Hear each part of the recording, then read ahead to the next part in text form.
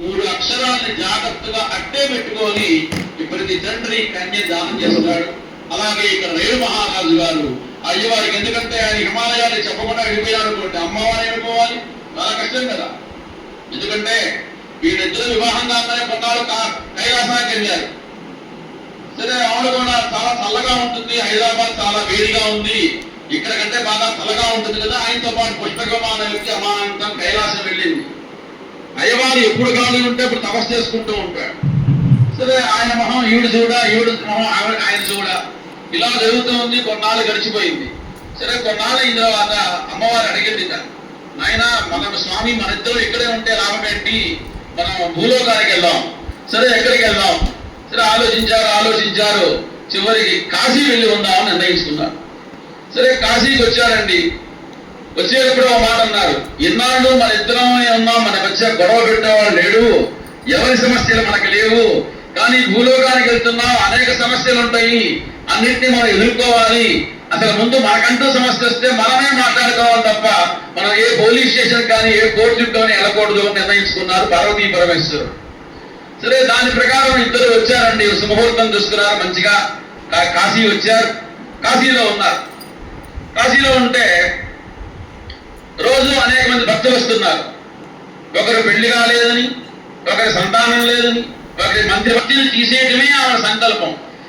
అయ్యో, ఇంతమంది వస్తున్నారు, అడుగుతున్నారు, మరి నా పతి ఏమో అన్ని వింటున్నాడు, ఏమీ మాట్లాడట్లేదు, భర్తకి చెప్పకుండా నేనేం చెయ్యాలి అని పాపం రోజు బాధపడుతూ ఉండేది.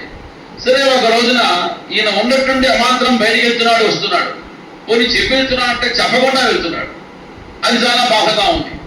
సరే, పార్వతీ అమ్మవారు అడిగింది, మంచి ఆయన మూడు చూసి, నాదా, నువ్వు అనేక మంది భక్తులు వచ్చి అనేక సమస్యలు చెప్తున్నారు, ఒక్క సమస్యని నువ్వు వినట్లేదు, అసలు పట్టించుకున్నట్టుగా ప్రవర్తిస్తున్నావు, మాతృ హృదయం నాకు చాలా బాధగా ఉంది, మరి నువ్వేమో ఎక్కడికో వెళ్తున్నావు, ఏం చేస్తున్నావు అని నిలదీసిందండి. స్వామి అన్నాడు, ఏదోలే, నాకు కొన్ని పర్సనల్ ప్రాబ్లమ్స్ ఉన్నాయి, నువ్వు అడగకూడదు, నేను చెప్పకూడదు అన్నాడు.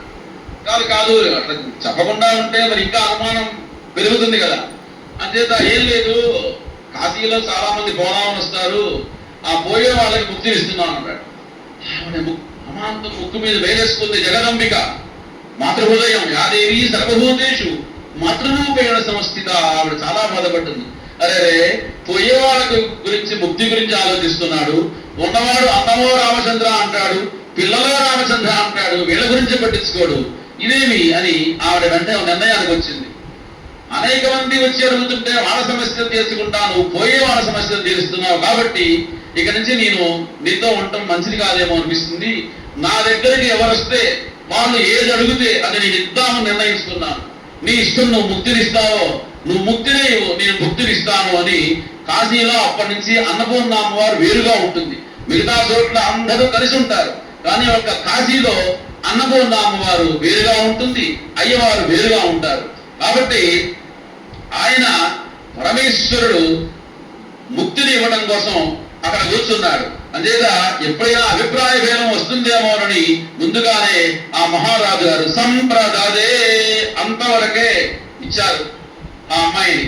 ఆ ప్రకారంగా ఇప్పుడు ఆ మహాసంకల్పం అనేటువంటి మంత్ర పఠనాన్ని మన పండితులు, విశ్వం ఎంత గొప్పది, విశ్వంలో ఏమేమి ఉన్నాయి, ఏమేమి వృక్షజాతులు ఉన్నాయి, ఏమేమి నదీ జాతులు ఉన్నాయి, ఏమేమి పర్వత జాతులు ఉన్నాయి, ఇవన్నీ కూడాను, ఒకప్పుడు పర్వతాలు రెక్కలతో ఎగురుతూ ఉండేవి, అవన్నీ విషయాలని కూడాను ఈ మహాసంకల్పంలో చెప్తారు. అది విని మనందరం కూడా తరిద్దుగాక. జై బోలో ఎల్లమ్మ మాతాకి.